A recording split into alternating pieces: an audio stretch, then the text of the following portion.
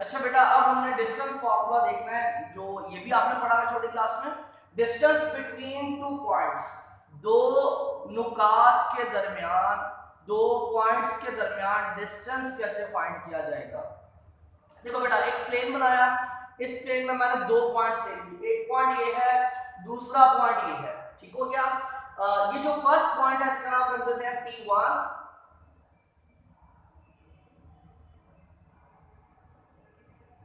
इसका नाम रख देते हैं P1, और जिसके कोऑर्डिनेट्स हैं उसका नाम रख देते हैं x1 y1।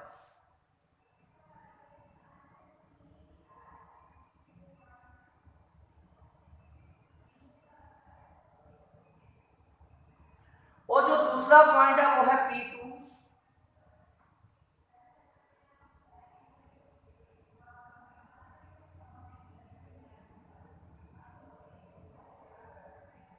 दूसरा पॉइंट P2 है और उसके कोऑर्डिनेट्स हैं x2 y2। ठीक है, हमने क्या करना है, हमने इन दोनों पॉइंट्स के दरमियान डिस्टेंस फाइंड करना है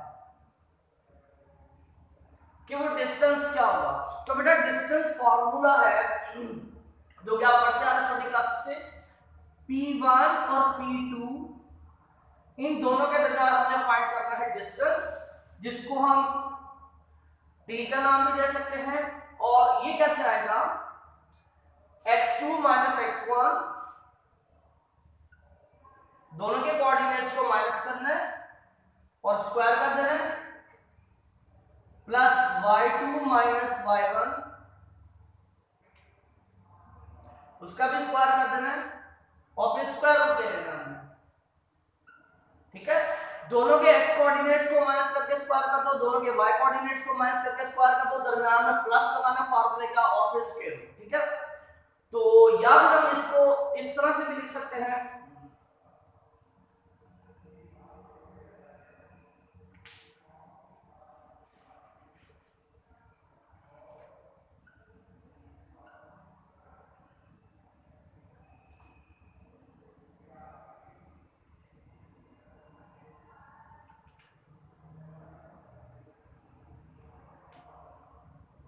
ठीक है, इसको आप x2 माइनस x1 का स्क्वायर लिखें या फिर x1 माइनस x2 का स्क्वायर लिखें, कोई फर्क नहीं पड़ेगा, बिकॉज बेटा यहाँ पर हम स्क्वायर कर रहे हैं तो नेगेटिव आर का स्क्वायर भी जो होता है वो पॉजिटिव होता है। ठीक है, तो दोनों तरीकों से लिखा जा सकता है, इसलिए परेशानी नहीं होनी चाहिए कि x1 किसको बोलना है और x2 किसको बोलना है, जिस मर्जी को बोल दो सॉल्व हो जाएगा। अच्छा, जरा इस फॉर्मूले का प्रूफ देखते हैं कि ये कैसे आ रहा है। देखो, सबसे पहले इस पॉइंट की बात करते हैं, इसका x कोऑर्डिनेट है x1, इसका मतलब ये पॉइंट अलोंग x एक्सिस कितना फासला तय कर रहा है, अलोंग x एक्सिस कितना दूरी पर है, ये है x1 दूरी पर। ठीक है, अलोंग x एक्सिस कितना फासला, कितनी दूरी पर है, x1 दूरी पर है, और अलोंग y एक्सिस कितना दूरी पर है,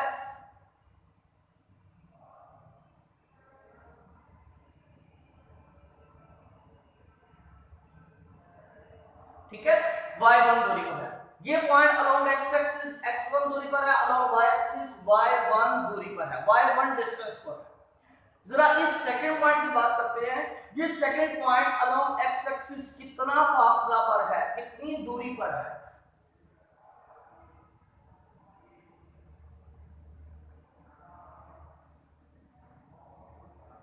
ठीक है, तो कितना बन गया, ये बन गया x2। ठीक हो गया, और अलोंग y एक्सिस कितना दूरी पर है,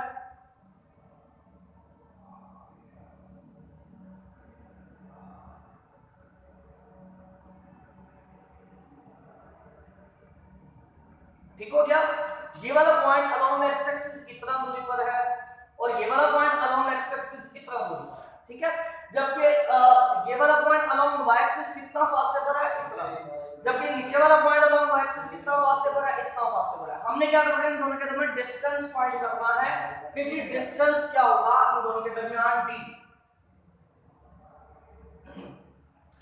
ऐसा कर लेते हैं बेटा, यहां से हम बना लेते हैं राइट ट्रायंगल। ठीक है, ये राइट ट्रायंगल बन गई है। अच्छा, अब जरा इसमें देखो कि ये टोटल फासला x2 और ये वाला फासला x1, अगर मैं टोटल में से इस पूरे फासले में से ये वाला निकाल दूं तो बाकी कितना बचेगा, ये वाला। ठीक है ना, मतलब कि मैं x2 में से माइनस कर दूं x1, तो जो फासला बचेगा वो कितना बचेगा, इतना बचेगा, ठीक है ना। पूरा फासला x2 है और जबकि छोटा फासला x1 है, पूरे फासले में से थोड़ा सा फासला निकाल देंगे तो जो बाकी का जो बचेगा वो क्या आएगा, ये, और वो कैसे आएगा, x2 माइनस x1। अगर बेटा देखो यहां से यहां तक का फासला x2 माइनस x1 है, तो फिर ये वाला कौन सा होगा, ये भी उतना ही होगा जितना नीचे, सेम है ना, ये वाला और ये वाला, तो इसको भी हम क्या बोलेंगे, x2 माइनस x1। सिमिलरली ये पूरा फासला है y2 और ये छोटा फासला है y1। अगर पूरे फासले में से हम ये नीचे वाला निकाल दे तो बाकी कितना बचेगा, ये ऊपर वाला, ठीक है। पूरे फासले में से मतलब पूरे y2 में से माइनस कर दे नीचे वाला, तो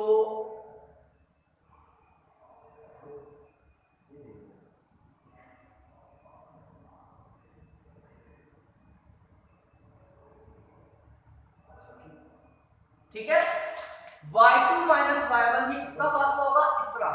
पूरे में से नीचे वाला निकाल दो, y2 जो पूरा था उसमें से निकाल दो नीचे वाला y1, तो ये इतना फासला बचेगा। ये अगर y2 माइनस y1 है तो बेटा ये भी कितना होगा, ये भी उतना ही होगा, क्योंकि देखो पूरा y2 था, इस पूरे में से ये नीचे वाला फासला निकाल दिया जो कि y1 था, तो बाकी कितना बचेगा, ऊपर वाला फासला, और वो कितना है, y2 minus y1।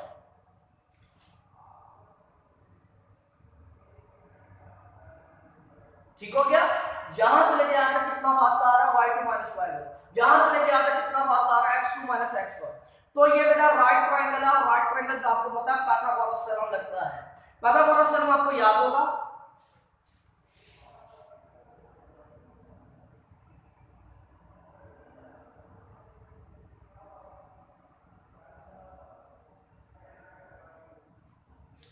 Pythagoras theorem क्या कहता था, हाइपोटेन्यूज का square is equal to base का स्क्वायर, बेस क्या है, x2 माइनस x1, बेस का स्क्वायर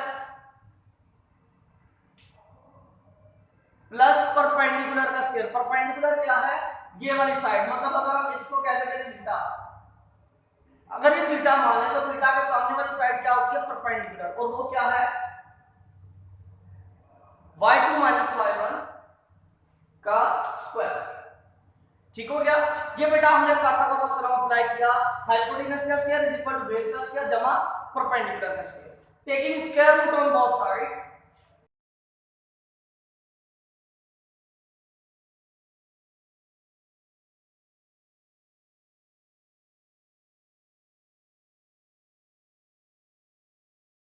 जब लेफ्ट साइड का स्क्वायर रूट लेंगे तो स्क्वायर से square root cancel, right side का स्क्वायर रूट आएगा तो वो ये है। अब यहां पर हम डिस्टेंस की बात कर रहे हैं तो दैट्स व्हाई प्लस माइनस नहीं लगाना, डिस्टेंस ऑलवेज पॉजिटिव और जीरो, ठीक है। डिस्टेंस हमेशा बेटा नॉन नेगेटिव होता है, नॉन नेगेटिव नंबर। तो ये बेटा जी हमारे पास प्रूफ हो गया, इसका डिस्टेंस फॉर्मूले का प्रूफ हो गया, ठीक है। अब जरा इससे रिलेटेड हम एक्सरसाइज की क्वेश्चन पर आते हैं। अच्छा बेटा क्वेश्चन नंबर 2 में हमने दो काम करने हैं। क्वेश्चन नंबर 2 के बी पार्ट में हमें दो पॉइंट्स दे दिए, एक ए और एक बी, दो पॉइंट्स।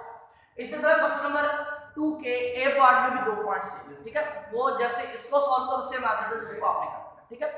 अब बेटा जो दो पॉइंट्स है इसके साथ हमने दो काम करने हैं, एक ये कि इन दोनों के दरमियान डिस्टेंस फाइंड करना है, दूसरा ये कि इन दोनों के दरमियान मिड पॉइंट फाइंड करना है।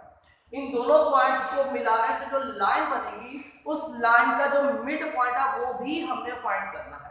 देखिए फिलहाल हम बात कर रहे हैं डिस्टेंस की, कि अगर दो पॉइंट्स है तो उनके दरमियान डिस्टेंस कैसे फाइंड किया जाएगा। अब बेटा दो पॉइंट है, जिसको मर्जी आप x1 y1 बोल दो, जिसको मर्जी x2 y2 बोल दो, ये मैटर नहीं करता, ठीक हो गया।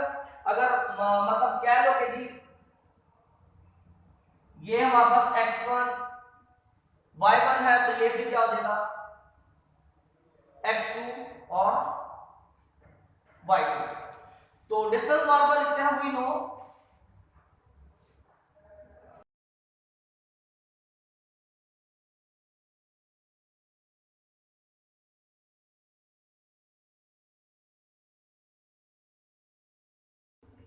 ठीक है, ये मैंने आपको यहाँ पे बताया था x2 माइनस x1 करिए, x1 माइनस x2 करिए, कोई फर्क नहीं पड़ेगा। ये डिस्टेंस फार्मूला लिखा। अब फ्रेंड्स इसमें वैल्यूज पुट करते हैं। x1 किसको बोला था, -8 को, फिर माइनस फार्मूले का है, फिर क्या आ जाएगा उसके बाद x2, और x2 हमने किसको बोला यहाँ पर 2 को। ठीक हो गया। अब इस वैल्यू का क्या करना है, स्क्वायर करना है, प्लस अब हमारे पास y1 की वैल्यू क्या है 3 माइनस फॉर्मूले का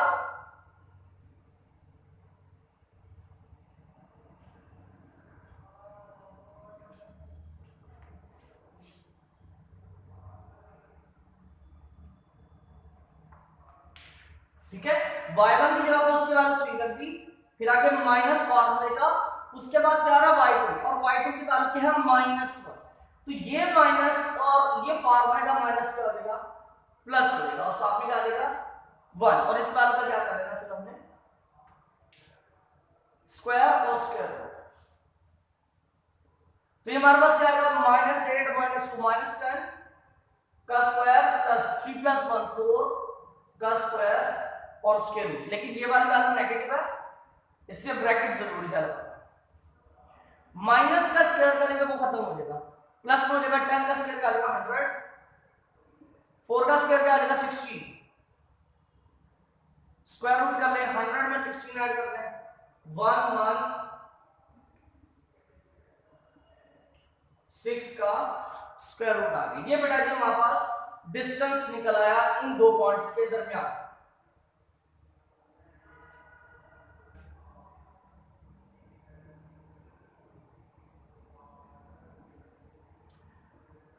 वन 116 को 4 × 29 भी लिख सकते हैं, बिकॉज ये फैक्टर बन रहे हैं।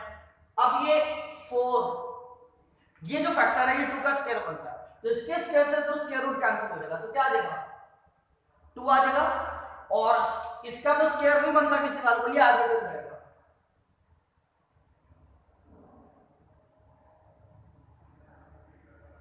ये बेटा जो आंसर आ गया। सेम इसी तरह ये मैंने बी पार्ट के 2 पॉइंट्स है, सेम इसी तरह ए पार्ट के भी 2 पॉइंट्स हैं, वो आपने ले लेने हैं, उनके दरमियान सेम इसी फार्मूले की मदद से आपने डिस्टेंस फाइंड करना है। ठीक है, अस्सलाम वालेकुम स्टूडेंट्स। लास्ट लेक्चर में हमने जो पढ़ा था कि जी क्वेश्चन नंबर 2 में हमने 2 काम करने हैं। एक तो हमने 2 पॉइंट्स के दरमियान डिस्टेंस फाइंड करना है, ठीक है, और दूसरा हमने 2 पॉइंट्स के दरमियान मिड पॉइंट फाइंड करना है। डिस्टेंस फाइंड हमने कर लिया, अब हमने मिड पॉइंट की बात करनी है। ठीक है, उससे पहले मिड पॉइंट होता क्या है, वो कैसे फाइंड किया जाता है, पहले उसको देख लेते हैं बेटा, वो रिवाइज करते हैं। मिड पॉइंट फार्मूला क्या होता है हमारे पास, लेट्स सपोज एक पॉइंट है P1, उसके कोऑर्डिनेट्स है x1 y1, दूसरा पॉइंट है P2, उसके कोऑर्डिनेट्स है x2 y2। ठीक है बेटा, ये 2 पॉइंट्स हैं, एक A और एक A, और इनके कोऑर्डिनेट्स गिवन है। अब हमने ये मिड पॉइंट फाइंड करना है। मिड पॉइंट का नाम क्या रखा हुआ है M। ठीक है, इन 2 पॉइंट्स को मिलाने वाली जो लाइन सेगमेंट है, उस लाइन सेगमेंट का मिड पॉइंट क्या है M। अब ये मिड पॉइंट फाइंड करना है। देखो बेटा, ये एक पॉइंट है, जाहिर है इसके भी कोई ना कोई x कोऑर्डिनेट और y कोऑर्डिनेट यकीनन होंगे। तो इस लेट्स सपोज इस मिड पॉइंट के जो कोऑर्डिनेट्स होंगे वो ये होंगे। ठीक है, मिड पॉइंट का x कोऑर्डिनेट x है, y कोऑर्डिनेट y है, लेकिन फर्स्ट पॉइंट का x coordinate x1, y coordinate y1, second point का x coordinate x2, y coordinate y2। अब इन दोनों पॉइंट्स का जो मिड पॉइंट फाइंड करना है, उसके x और y कोऑर्डिनेट्स क्या है x1। अब बेटा बात करते हैं जी कोऑर्डिनेट्स ऑफ मिड पॉइंट। ये जो मिड पॉइंट है, इसके जो कोऑर्डिनेट्स है x और ये y, इन दोनों की वैल्यूज हम कैसे फाइंड करेंगे। तो बेटा वो देखना, ये जो मिड पॉइंट का x कोऑर्डिनेट है, इसकी वैल्यू हमने फाइंड करनी है। तो कैसे करनी है, फर्स्ट पॉइंट का x कोऑर्डिनेट, सेकेंड पॉइंट का x कोऑर्डिनेट, ठीक है, इन दोनों को ऐड करना है और 2 पे डिवाइड करना है। ठीक है, दोबारा सुनो बेटा, मिड पॉइंट का x कैसे निकालना है, एंड पॉइंट्स जो है उनके x कोऑर्डिनेट को जमा करना है, 2 पे डिवाइड करना है। ठीक है, सिमिलरली मिड पॉइंट का y कोऑर्डिनेट ये कैसे हम फाइंड करेंगे बेटा, एंड पॉइंट के y कोऑर्डिनेट्स इन दोनों को ऐड करना है और 2 पे डिवाइड कर देना है, ठीक है। ये बेटा वैल्यू से याद रखना। मिड पॉइंट का x कैसे आएगा, एंड पॉइंट्स के x कोऑर्डिनेट को ऐड करो और 2 पे डिवाइड करो। मिड पॉइंट का y कैसे आएगा, एंड पॉइंट्स के y को ऐड करो और 2 पे डिवाइड करो, ठीक है। तो ये वैल्यूज हैं, जो फार्मूलाज हैं जिनकी मदद से हम मिड पॉइंट का x कोऑर्डिनेट और y कोऑर्डिनेट फाइंड कर सकते हैं। So mid point of P1 and P2, ये दो पॉइंट्स हैं P1 एंड P2, इनका मिड पॉइंट क्या है m और उसके कोऑर्डिनेट्स क्या है x, y। तो बेटा क्या मैं फिर इस m की जगह पर ये लिख सकता हूं, ये जो m मिड पॉइंट है क्या मैं इसको ऐसे भी लिख सकता हूं, ये पहली वैल्यू किसकी है, ये पहली वैल्यू कौन सी है x, और x की वैल्यू हमने ये फाइंड की है, ठीक है। तो क्या फिर मैं इस x की जगह पर ये वैल्यू पुट कर सकता हूं, x1 plus x2 divided by 2, और इस y की जगह पर भी मैं क्या ये वाली वैल्यू पुट कर सकता हूं, क्या आ जाएगा y1 plus y2 divided by 2। तो बेटा ये फॉर्मूला याद रखना है अपने मिड पॉइंट का, कि जब भी आपको दो पॉइंट्स के दरमियान मिड पॉइंट फाइंड करना है तो कैसे करना है, उन दोनों पॉइंट्स के x कोऑर्डिनेट को ऐड करो, 2 पे डिवाइड कर दो, उन दोनों पॉइंट्स के y कोऑर्डिनेट को ऐड करो, 2 पे डिवाइड कर दो, ठीक है। ये तरीका था। तो जरा इसको फॉलो करते हैं। क्वेश्चन नंबर 2 के सेकंड पार्ट में हमने find mid point, mid point हमने फाइंड करना है, और इसके बेटा एएलपी में दो पार्ट्स हैं, एक पार्ट ए है और एक पार्ट बी है। मैंने बी पार्ट ले लिया, सिमिलरली ए पार्ट आपने खुद करना है। अब वो कैसे होगा बेटा देखिएगा, ये दो पॉइंट्स है ए और बी, मतलब ये मान लो ये पहला पॉइंट ए है और ये दूसरा पॉइंट बी है, ठीक है। तो फिर अगर ये पहला पॉइंट है तो इसकी कोऑर्डिनेट्स x1 y1, ये दूसरा पॉइंट है तो इसके कोऑर्डिनेट्स x2 y2। अब इन दोनों के दरमियान हमने मिड पॉइंट फाइंड करना है, तो उसका फार्मूला आपको मैंने लिखवाया, क्या है, mid point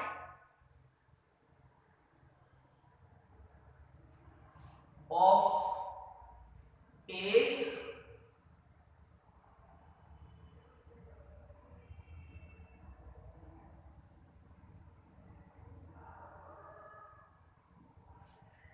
mid point of A and B, A और बी के दरमियान मिड पॉइंट कैसे निकलेगा, इसका नाम हम m रख देते हैं, और उसका फार्मूला ये मैंने लिखा था, x1 plus x2 divided by 2, y1 plus y2 divided by 2। तो हमारे पास क्या वैल्यूज है इनका, x1 क्या है, फर्स्ट पॉइंट का x कोऑर्डिनेट, फर्स्ट पॉइंट का x कोऑर्डिनेट क्या है, -8, तो बेटा ये x1 की जगह पर आ जाएगा -8 प्लस आगे x2, x2 क्या था, सेकंड पॉइंट का x कोऑर्डिनेट, और वो क्या है 2, और इस दोनों को किससे डिवाइड कर देना, 2 से, कोमा। अब बेटा y1 क्या था, y1 था फर्स्ट पॉइंट का y कोऑर्डिनेट, और वो क्या है 3, इसमें हमने ऐड करना है y2, और y2 क्या था, y2 क्या था, सेकंड पॉइंट का y कोऑर्डिनेट, और वो क्या है -1,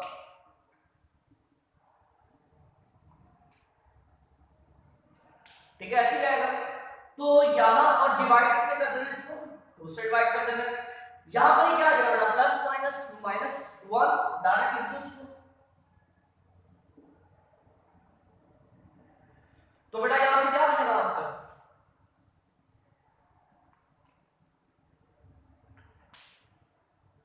-8 plus 2 -6 divided by 2, comma 3 -1 2 divided by 2। तो यहां से बेटा हमें आंसर मिलेगा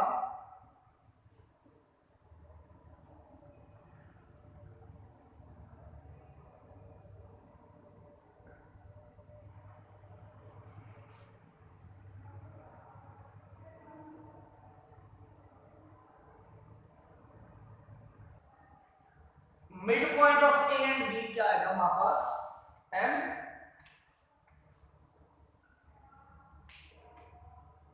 और उस m की वैल्यू क्या बेटा हमारे पास 2 1 2 2 3 6 2 1 2 तो क्या आ गया -3,1।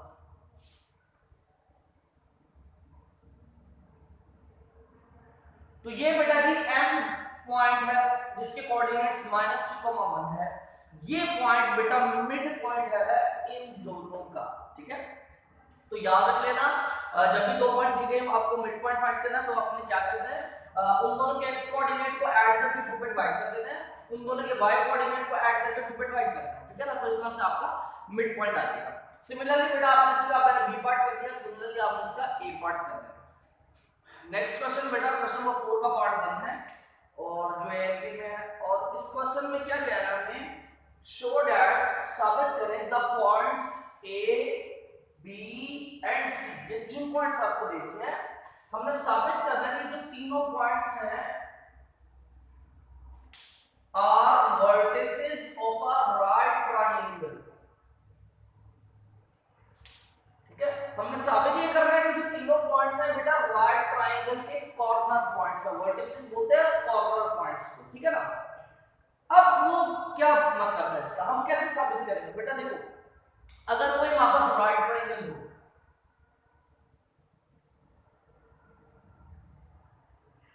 राइट ट्रायंगल याद है ना, ऐसे ट्रायंगल इसमें एक एंगल राइट एंगल हो मतलब 90 का हो,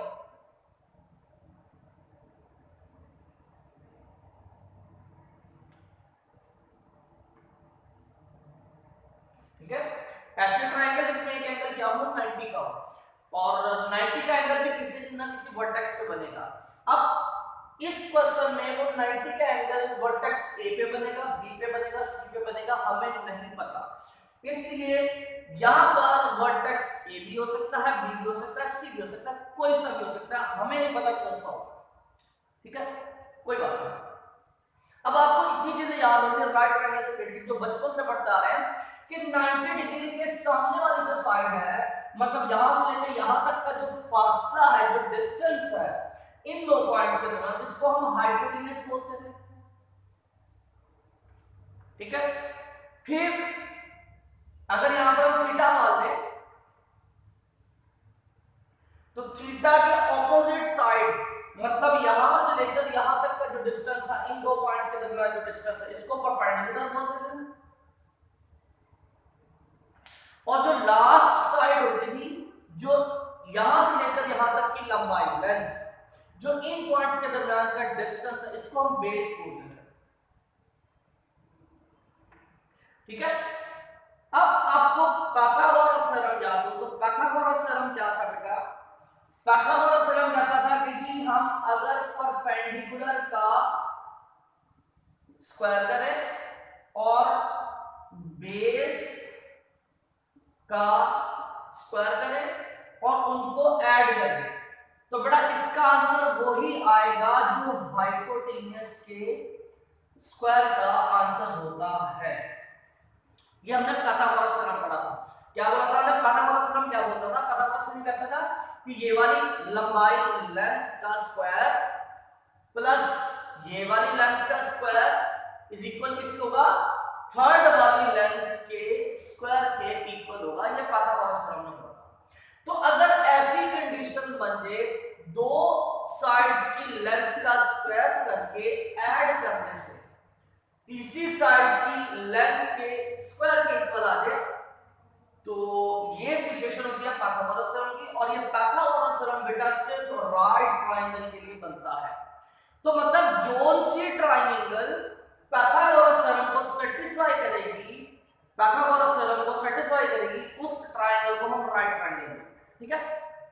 तो यहां पर हमें जस्ट यही चेक कर लेना है कि इन 3 पॉइंट से बनने वाली जो ट्रायंगल है क्या वो पाइथागोरस थ्योरम को सेटिस्फाई कर रही है या नहीं कर रही। अगर तो इन 3 पॉइंट से बनने वाली ट्रायंगल पाइथागोरस थ्योरम को सेटिस्फाई कर रही हुई तो बेटा इसका मतलब फिर ये 3 पॉइंट से बनने वाली जो ट्रायंगल है वो राइट ट्रायंगल। हाँ अगर पाइथागोरस थ्योरम को सेटिस्फाई ना कर रही हुई तो फिर इन 3 पॉइंट से बनने वाली जो ट्रायंगल है वो बेटा राइट ट्रायंगल नहीं होगी, ओके। अब पाइथागोरस थ्योरम चेक की लेंथ चाहिए, ये वाली साइड की लेंथ, ये वाली साइड की फासला और ये वाली साइड की लेंथ मतलब डिस्टेंस चाहिए फासला। हमारा डिस्टेंस है, हमें सिर्फ पॉइंट दिए हैं, ठीक है ना, मतलब हमें एक लेट्स सपोज एक ये पॉइंट दिया हुआ है, एक ये पॉइंट दिया हुआ है, एक ये पॉइंट दिया हुआ है, हमें लेंथ नहीं दी, डिस्टेंस नहीं दिया इन दो पॉइंट्स के दरमियान, इन दो के दरमियान डिस्टेंस नहीं दिया, इन दो के दरमियान भी हमें डिस्टेंस दिया, हमें जस्ट पॉइंट दिया। तो हम ऐसा करेंगे, हम इन तीनों के दरमियान खुद से डिस्टेंस फाइंड करेंगे। पहला डिस्टेंस फाइंड करते हैं पॉइंट ए और बी के दरमियान।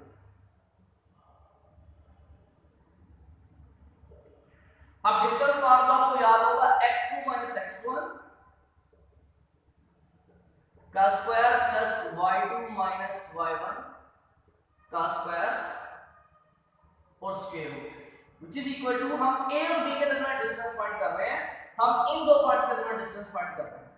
तो जिसको मर्जी x2 बोलते हैं, जिसको मर्जी x1 बोलते हैं, जिसको मर्जी y2 बोलते हैं, जिसको मर्जी y1 बोलते हैं, कोई फर्क नहीं पड़ेगा, ठीक है। ये लेट्स सपोज x2 है, x2 माइनस x1 का square plus y2 minus y1 का स्क्वायर और फिर इस पूरी बात का स्क्वायर, ठीक है ना। ये फार्मूला मैंने लिख दिया ताकि आपको याद आ जाए डिस्टेंस फार्मूला क्या था और कैसे था, आपके माइंड में, वरना आपको अगर ये फार्मूला को डील करना था तो आप डायरेक्ट डील को, ये भी स्टेप लिखने की जरूरत नहीं है, ठीक है ना, आप डायरेक्ट ये लगा सकते हो। तो हमारे पास क्या बनेगा,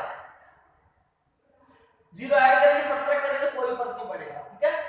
तो हमारे पास आएगा √3 का स्क्वायर प्लस -1 - 2 कितना बना, -3 का स्क्वायर और फिर इस पूरी वाली का स्क्वायर बना देगा, ठीक है ना। तो ये कितना बनेगा बेटा, ये स्क्वायर से ये स्क्वायर रूट कैंसिल, इस स्क्वायर से ऊपर वाला स्क्वायर रूट नहीं कट करना बेटा, क्योंकि वो ऊपर वाला स्क्वायर रूट इस पूरी वाली का है, और अगर इस पूरी बात का होल स्क्वायर होता तो फिर हम ऊपर वाला स्क्वायर रूट करते हैं, लेकिन ऐसा नहीं है, ये स्क्वायर सिर्फ इसका है और इसके स्क्वायर से इसका स्क्वायर रूट कटेगा। तो हमारे पास कितना आएगा, 3 प्लस -3 का स्क्वायर कर रहे हैं तो बेटा प्लस का 9 बिग स्क्वायर, ठीक है। ये किसका आंसर आ रहा है, ए बी का। तो कितना बनेगा बेटा, ए बी के दरमियान जो डिस्टेंस है 9 + 3 12 का स्क्वायर याद है। अगर बेटा मैं यहीं पर taking square on both side, left side का भी स्क्वायर कर दूं और राइट साइड का भी स्क्वायर कर दूं, तो इसके स्क्वायर से स्क्वायर रूट कैंसिल हो जाएगा, तो बचेगा क्या हमारे पास, 12 बचेगा,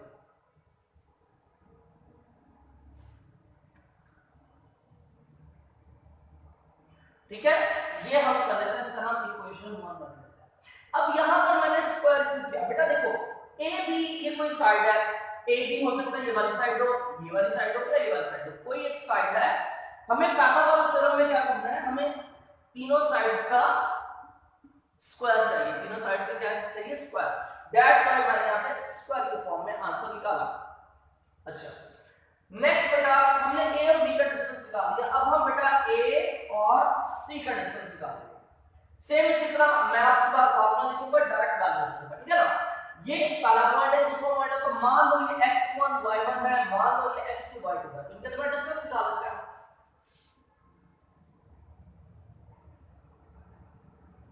तो डिस्टेंस फार्मूले के मुताबिक क्या होता है, x2 - x1 का स्क्वायर प्लस y2 - y1, ठीक है। y2 उसमें से माइनस कर देना है किसको, y1 को,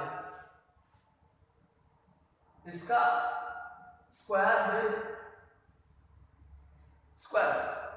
तो बेटा हमारे पास क्या बना, 0 - 0 0 का स्क्वायर करें तो वो भी 0 प्लस -2 - 4 का स्क्वायर विद स्क्वायर। नेक्स्ट क्या आएगा हमारे पास बेटा, 0 जमा करें माइनस का कोई फर्क नहीं पड़ता, ठीक है ना।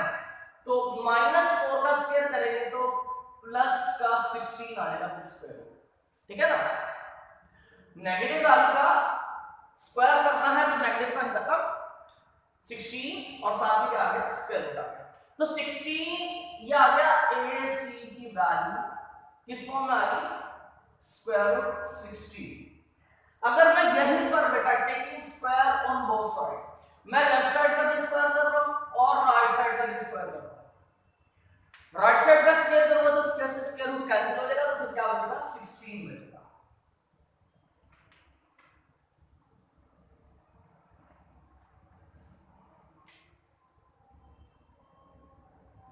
ठीक हो गया। हमने ए से बी का डिस्टेंस निकाल लिया, ए से सी का डिस्टेंस निकाल लिया। अच्छा एक चीज यहां जो बहुत बड़ा ब्लंडर करते हैं बच्चे, बहुत बड़ी मिस्टेक करते हैं, वो क्या आपका देखना है। बच्चे कहते हैं जी सर जीरो जमा करेंगे तो कोई फर्क नहीं पड़ेगा, तो हमारे पास आएगा -4 का स्क्वायर, यकीनन ठीक है। बच्चे क्या कहते हैं कि यहां से सर कैसे स्क्वायर रूट कैंसिल करते हैं, तो हमारे पास क्या आएगा -4। आंसर में क्या आ जाएगा -4। अब मेन प्रॉब्लम ये है, हम यहां पर बेटा क्या फाइंड कर रहे हैं, ए और सी इन दोनों पॉइंट्स के दरमियान डिस्टेंस फाइंड कर रहे हैं, फासला। अब डिस्टेंस आपको पता है बेटा, किसी भी दो चीजों के दरमियान जब डिस्टेंस फाइंड किया जाता है तो या तो वो डिस्टेंस जीरो होगा, ठीक है, और जीरो कब होगा जब दोनों चीजें ही एक सेम हो। मतलब मैं इस मार्कर का डिस्टेंस इसी से फाइंड करूं, मतलब मैं इस पॉइंट का डिस्टेंस इसी से फाइंड करूंगा तो डिस्टेंस तो जीरो निकला ना, फिर जीरो डिस्टेंस फासला तो है ही।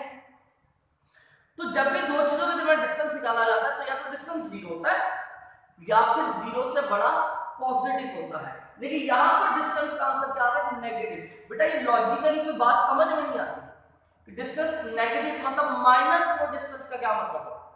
हाँ डिस्टेंस जीरो है ये समझ में आती है बात, डिस्टेंस 1 यूनिट है, 2 यूनिट है, 4 यूनिट है, 10 यूनिट है, 13 यूनिट है, ये बात तो समझ में आती है, लेकिन -4 यूनिट डिस्टेंस समझ में नहीं आता। ठीक हो गया। सो दैट्स व्हाई हम इसको ऐसे करेंगे, हम बेटा इसको क्या करेंगे, -4 का स्क्वायर करके 16 करेंगे। ठीक हो गया बेटा। हमने ए और बी का डिस्टेंस भी निकाल लिया, हमने ए और सी का डिस्टेंस निकाल दिया in the form of square, square की फॉर्म में निकाल दो, बिकॉज़ पाइथागोरस थ्योरम में स्क्वायर ही रिक्वायर्ड होता है हर साइड का। अच्छा अब बेटा हमारा लास्ट जो रह गया वो रह गया बी और सी का डिस्टेंस, ठीक है ना, तो ये जरा फाइंड कर लेते हैं।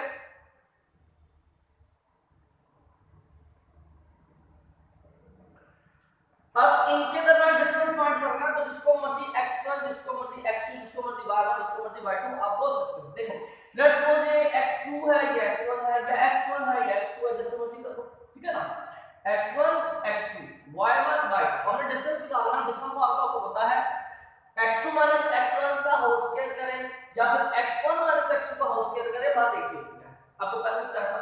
तो मैं क्या कर रहा हूं, x1 x2 का square plus y1 minus y2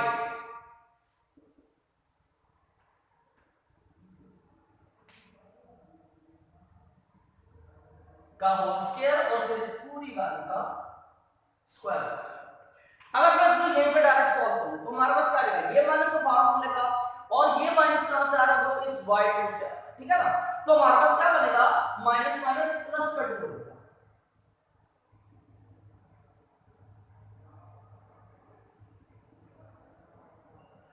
ठीक है बेटा, तो ये कितना बना हमारे पास, जीरो जमा करेंगे माइनस करेंगे कोई फर्क नहीं पड़ने वाला, तो फिर हमारे पास क्या आएगा, ये क्या आ जाएगा 1 का स्क्वायर और फिर स्क्वायर रूट, तो कितना बना बेटा, ये स्क्वायर से स्क्वायर रूट कैंसिल, तो बचा 3, 1 का स्क्वायर 1, 3 प्लस 1 4 का स्क्वायर।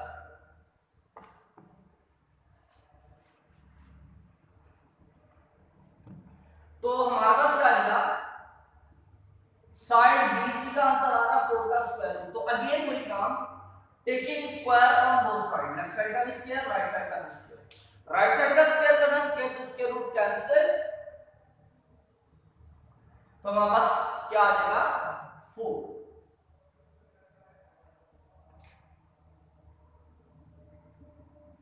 तो बेटा ट्रायंगल के 3 वर्टिसेस थे, हमने वहां से 3 साइड्स निकाली, एक साइड AB एक साइड AC एक साइड BC का स्क्वायर, तीनों साइड का स्क्वायर निकाला।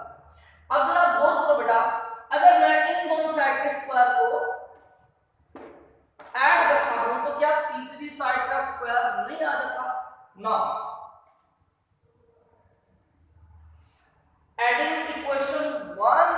इक्वेशन 3, इन दोनों को मैं ऐड कर दूंगा तो हमारे पास क्या आएगा,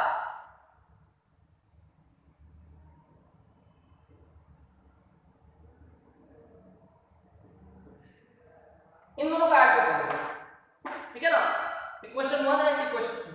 अब ये जो AB का होल स्क्वायर है इसकी वैल्यू का 12, ठीक है ना, इसकी वैल्यू का 12 प्लस और BC का होल स्क्वायर इसकी वैल्यू मैंने ऊपर लिख दिया, इसकी वैल्यू क्या 4, तो कितना बना हमारे पास,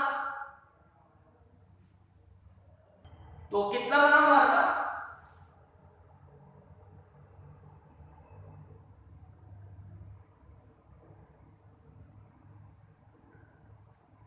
12 प्लस 4 कितना होगा 16,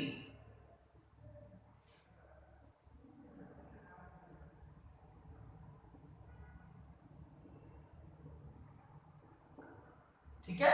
हमने क्या किया बेटा, दो साइड के स्क्वायर का सम किया और उसका आंसर है 16। अब 16 को बेटा इसको भी बोला जा रहा है, 16 किसकी वैल्यू है, AC के स्क्वायर की, तो फिर मैं क्या इस 16 की जगह लिख सकता हूं साइड AC का स्क्वायर।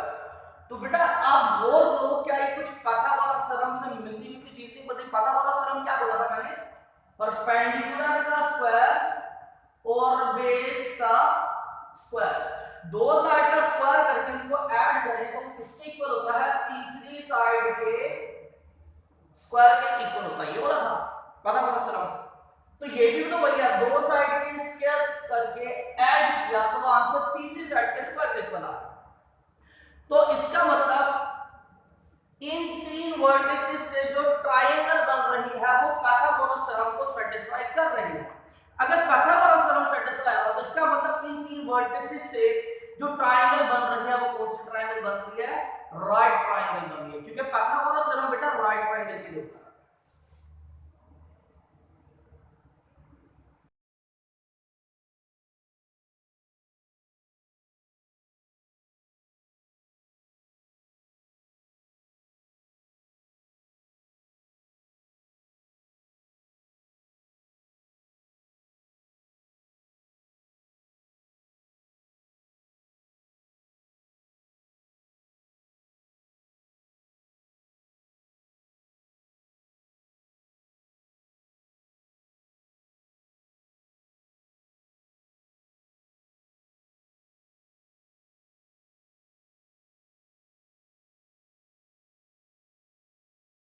ठीक हो गया, एंड क्या लिखा है, prove that given vertices A B and C form a right triangle. तो बेटा ये क्वेश्चन नंबर 4 हमारा कंप्लीट हो गया।